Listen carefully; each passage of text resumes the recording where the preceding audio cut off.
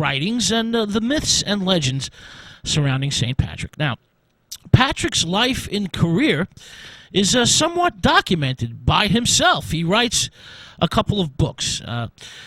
He writes simply and movingly about his personal beliefs, how God has called him to his sacred mission, and how he gladly and faithfully devotes his life to that mission. The primary source for this information is known as the Confessio. It's an account of his life, travels, and experiences. There's also a letter to the soldiers of Coroticus, an angry attack against slave traders. He's not too happy with the clergy in this letter because they're doing little to stop this slavery. They're doing little or nothing to help, and he's not too happy about it. He actually excommunicates Coroticus. He calls him a citizen of the devil and an associate of the Scots and apostate Picts. All right. And he also wrote a mystical devotional poem, a mix of Irish and Latin, called the Lorica Breastplate, also known as the Cry of the Deer. All right. Now, his own writings, Patrick's own writings, have no dates, but they offer us clues and information. For example, the quotations used are obviously from the Vulgate Bible. And he refers to the Franks as pagans. Well, the Franks are converted sometime between 500 and 510 A.D. So we know that Patrick's own writings are pre-5th century. All right, now, there's many writings concerning Patrick. For example, the Old Irish Annals. Well, according to the Old Irish Annals, Patrick's death happens on March 17th, 461 A.D. Well, according to later medieval traditions, the Annals of Ulster, the Book of Canu, Patrick, in fact, lived until 493 A.D. He lived to be 120, according to the Annals of Ulster, and died in his 60th year in Ireland. According to these medieval accounts and traditions, he is, in fact, buried in Down Cathedral in Downpatrick, County Down, alongside St. Brigid and St. Columba. They're actually, according to this medieval tradition, buried or interred alongside one another. And this trinity of holy Irish saints is, an object of veneration for many people. Well, as I mentioned, there's a number of books written about him. A book is written by Tereshan. Another book is written by Mirishu. And both these books focus on his last years in Northern Ireland, his works with the slaves and the poor. Later biographies list his date from around 340 to 440 A.D. They pretty much all agree he lived to be about 100, give or take. All right, now I want to get into the relics a little bit. The relics are actually placed in Down Cathedral in 553 A.D. That's 60 years after his death, according to medieval tradition, by a Colum Sile, who has a vision or a dream to dig up the holy sacred objects. So Patrick's body is disinterred, and a goblet, his bell, and his copy of the Gospels, known as the Angel Gospels, because allegedly it was given to Patrick from an angel's hand. Well, they're pretty much placed in various cathedrals. The goblet is placed in the Down Cathedral. The bell is placed in the Cathedral of Armagh. And Sile keeps the Gospel for himself. As I mentioned, this happens around 553 A.D. And these relics or items have a profound effect on the society and culture. And there's many references in text and county records about the relics. Now, let me get a little bit into the bell, because the bell survives. It's actually in the National Museum in Dublin. It's encased in a shrine.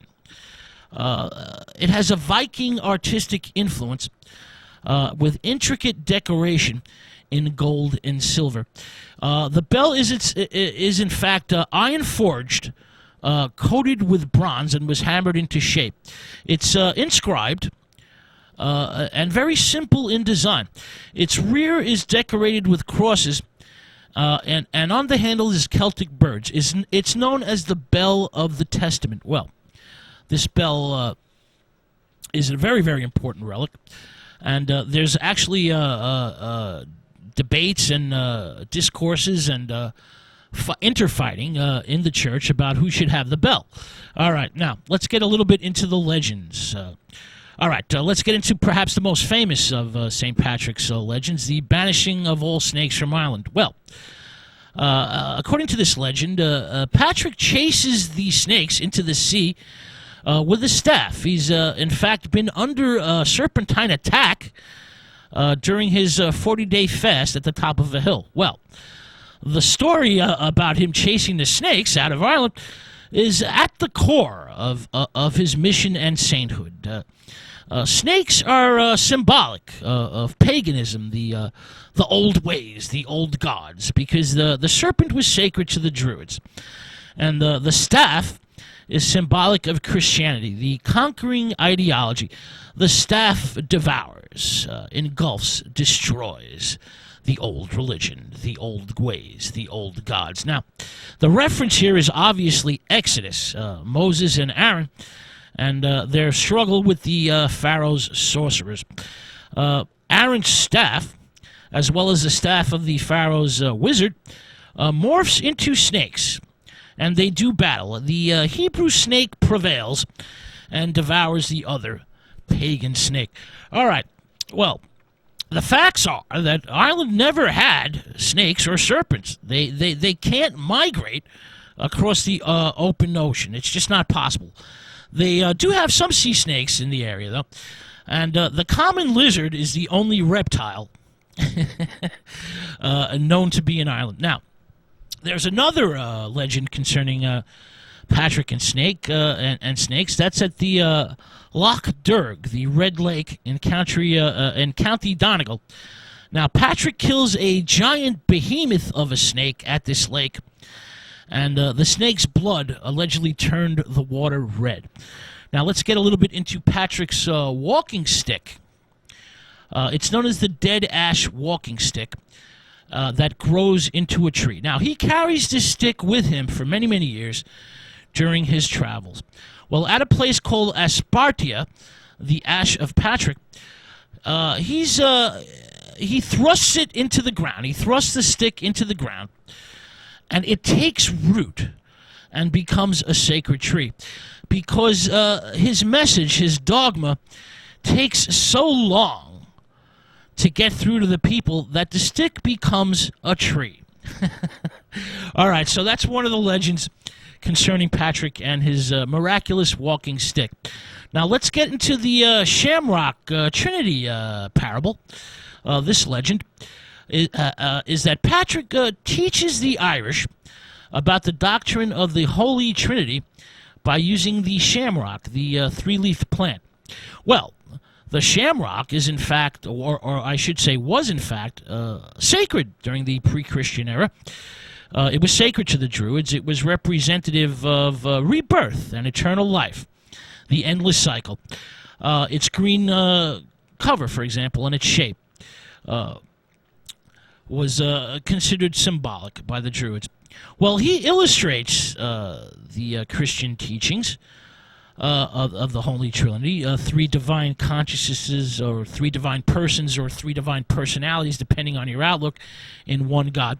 He teaches them and connects it to the triple goddesses, because three is a sacred number to the Druids, and triple goddesses are very, very, very popular to the pagans. Brigid, Erin, the Morgans. Well, he uses the shamrock to explain the Trinity, and the shamrock becomes the central symbol of St. Patrick's Day.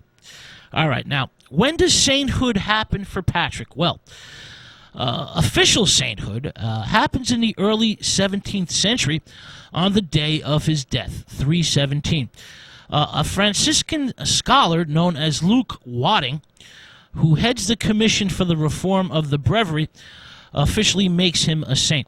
Now, let me explain something here, because during the first 1,000 years of Christianity,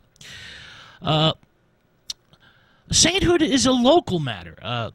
Soon after the death of what was considered a holy person, the local or regional diocese would affirm the sainthood, would affirm the liturgical celebration. And so Patrick was never formally commissioned, or canonized, I should say, by a pope.